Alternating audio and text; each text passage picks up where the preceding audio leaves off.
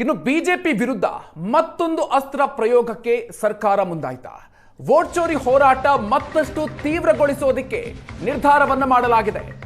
ಆಳಂದದ vote ಚೋರಿ ಜೊತೆಗೆ ಚಿಲುಮೆ ಅಸ್ತ್ರ ಪ್ರಯೋಗಿಸ್ತಾ ಇದೆ. 2023ರ ಬಿಜೆಪಿ ಆಡಳಿತದ ಸಂದರ್ಭದಲ್ಲಿ ಸಂಚಲನ ಸೃಷ್ಟಿಸಿದಂತಹ ಚಿಲುಮೆ ಕೇಸ್. ಅಕ್ರಮವಾಗಿ ಮತದಾರರ ಮಾಹಿತಿಯನ್ನ ಸಂಗ್ರಹಿಸಿ ಸಿಕ್ಕಿಬಿದ್ದಂತಹ ಚಿಲುಮೆ ಹಿಂದೆ ಪ್ರಭಾವಿ ಬಿಜೆಪಿ ನಾಯಕರ ನಂಟಿನ ಆರೋಪ ಕೇಳಿ ಬರ್ತಾ ಇದೆ.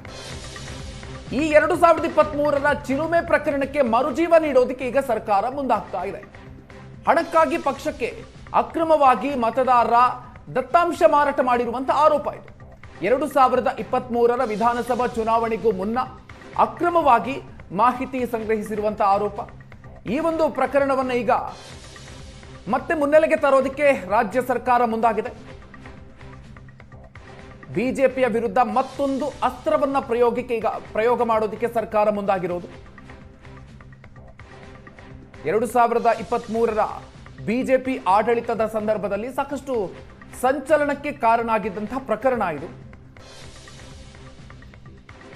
ಬೆಂಗಳೂರಿನ 4 ಕ್ಷೇತ್ರಗಳಲ್ಲಿ ಅಕ್ರಮವಾಗಿ ಮತದಾರರ ಸ್ವವಿವರ ಸಂಗ್ರಹಿಸಿತ್ತು. ಸಮೀಕ್ಷೆಯಲ್ಲಿ ಆ ಮತದಾರರ ಒಲವು ಯಾರ ಕಡೆ ಇದೆ ಅನ್ನೋದನ್ನ ಸಂಗ್ರಹಿಸಲಾಗಿತ್ತು. ಚಿಲುಮೆಯಿಂದ ಅಕ್ರಮವಾಗಿ ಮತದಾರರ ದತ್ತಾಂಶ ಸಂಗ್ರಹ ಪ್ರಕರಣಕ್ಕೆ ಸಂಬಂಧಪಟ್ಟಂತೆ ಚಿಲುಮೆ ಸಂಸ್ಥೆ ವಿರುದ್ಧ 2 ಎಫ್ಐಆರ್ ದಾಖಲಿಸಿದೆ ಪೊಲೀಸರು. 2 ಎಫ್ಐಆರ್ಗಳ ತನಿಖೆಗೆ ತಡೆಯಾಜ್ಞೆಯನ್ನ ನೀಡಿತ್ತು ಹೈಕೋರ್ಟ್. ಈಗ ಕಾನೂನು ಹೋರಾಟಕ್ಕೆ ಹಿರಿಯ ವಕೀಲರನ್ನ ನೇಮಿಸಿದೆ ಸರ್ಕಾರ. ಎಸ್ಪಿಪಿಯಾಗಿ ರವಿವರ್ಮ ಕುಮಾರ್, ಸಹಾಯಕ ಸಿದ್ಧಾರ್ಥ್ ನೇಮಕ ಮಾಡಲಾಗಿದೆ. ಈ ಬೆಳವಣಿಗೆ ಹಿನ್ನೆಲೆಯಲ್ಲಿ ಚಿಲುಮೆ ಮತದಾರರ ಸಂಗ್ರಹ ಪ್ರಕರಣಕ್ಕೆ ಈಗ ಮರುಜೀವ ಸಿಗ್ತಾ ಇದೆ.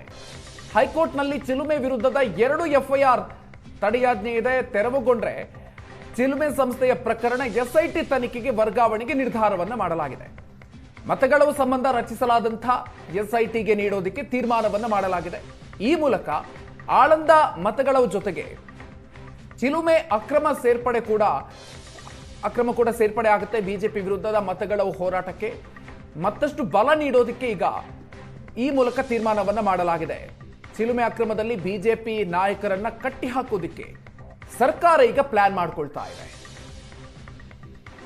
ಹೆಚ್ಚಿನ ಡೀಟೇಲ್ಸ್ ಕೊಡ್ತಾರೆ ನಮ್ಮ ಪ್ರತಿನಿಧಿ ಕಿರಣ್. ಇದೀಗ ನಮ್ಮ ಜೊತೆಗೆ ದೂರವಾಣಿ ಸಂಪರ್ಕದಲ್ಲಿದ್ದಾರೆ. ಕಿರಣ್, ಇದೀಗ ಕಾಂಗ್ರೆಸ್ ಸರ್ಕಾರ ಬಿಜೆಪಿ ವಿರುದ್ಧ ಮತ್ತೊಂದು ಪ್ರಕರಣವನ್ನ ಕೈಗೆತ್ತಿಕೊಂಡಿರೋದು, ಚಿಲುಮೆ ಪ್ರಕರಣವನ್ನ.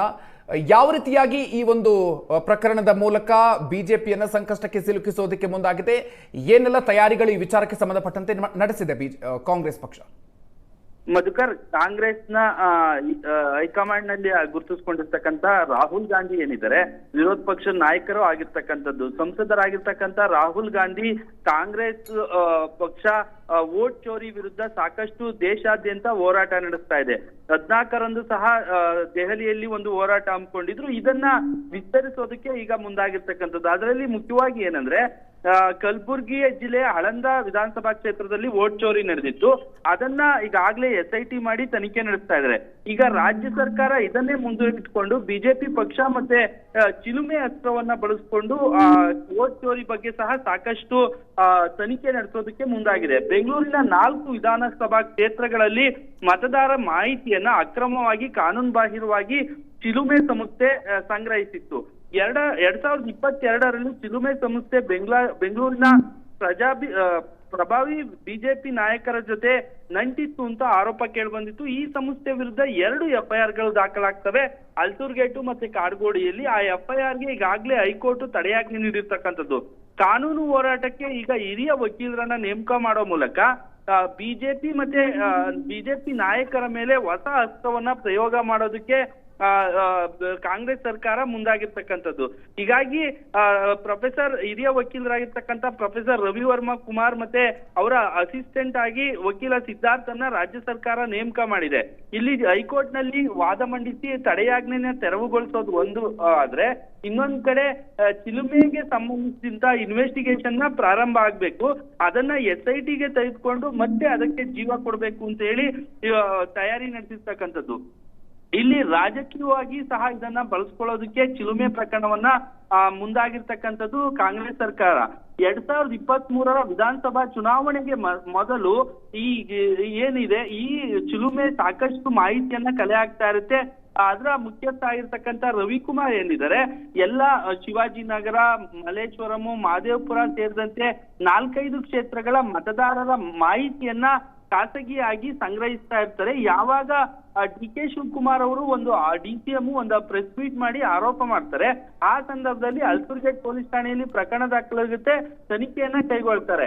ಇಲ್ಲಿ ಮುಖ್ಯವಾಗಿ ಚುನಾವಣಾ ಅಧಿಕಾರಿಗಳು, BBMP ಅಧಿಕಾರಿಗಳು ಸೇರಿದಂತೆ ಸುಮಾರು ಮಂದಿಯನ್ನ ಅರೆಸ್ಟ್ ಮಾಡಲಾಗಿತ್ತು. ಈಗ ಆ ಪ್ರಕರಣವನ್ನ ಸಹ SITಗೆ ಕೊಟ್ಟು ಇನ್ವೆಸ್ಟಿಗೇಷನ್ ಮಾಡಿಸಿ ಬಿಜೆಪಿ ಮತ್ತೆ ಬಿಜೆಪಿಯ ಒಬ್ಬ ಪ್ರಭಾವಿ ಮುಖಂಡರನ್ನ ಏನಾದ್ರೂ ಮಾಡಿ ಇದರಲ್ಲಿ ಸಿಲುಕಿಸುವ ಪ್ರಯತ್ನ ಕೂಡ ಆಗ್ತಾ ಇದೆ ಅನ್ನೋ ಆರೋಪ ಕೇಳಿ ಬಂದಿರ್ತಕ್ಕಂಥದ್ದು. ಹೀಗಾಗಿ ಚಿಲುಮೆ ಸಂಸ್ಥೆ ಮುಖ್ಯಸ್ಥ ರವಿಕುಮಾರ್ ಏನು ಸಂಪರ್ಕ ಮಾಡಿದ್ರು, ಆ ಸಂದರ್ಭದಲ್ಲಿ ಯಾವೆಲ್ಲ ಅಧಿಕಾರಿಗಳು ಇನ್ವಾಲ್ವ್ ಇದ್ದಾರೆ, ಯಾರ ಮೇರೆಗೆ ರವಿಕುಮಾರ್ ಈ ರೀತಿ ಕೃತ್ಯ ಎಸಗಿದ್ರು ಅನ್ನೋದನ್ನ ಕಂಡಿಡಿದು ಅವ್ರಿಗೆ ಈಗ ಬಿಜೆಪಿ ಪಕ್ಷ ಮತ್ತೆ ಪ್ರಭಾವಿ ಮುಖಂಡರಿಗೆ ಸಿಕ್ಕೋ ಪ್ರಯತ್ನ ಕೂಡ ನಡೀತಾ ಇದೆ ಅನ್ನೋ ಆರೋಪ ಕೇಳಿ ಬಂದಿರ್ತಕ್ಕಂಥದ್ದು. Madhukar, okay, thank you Kiran ಡೀಟೇಲ್ಸ್ಗೆ.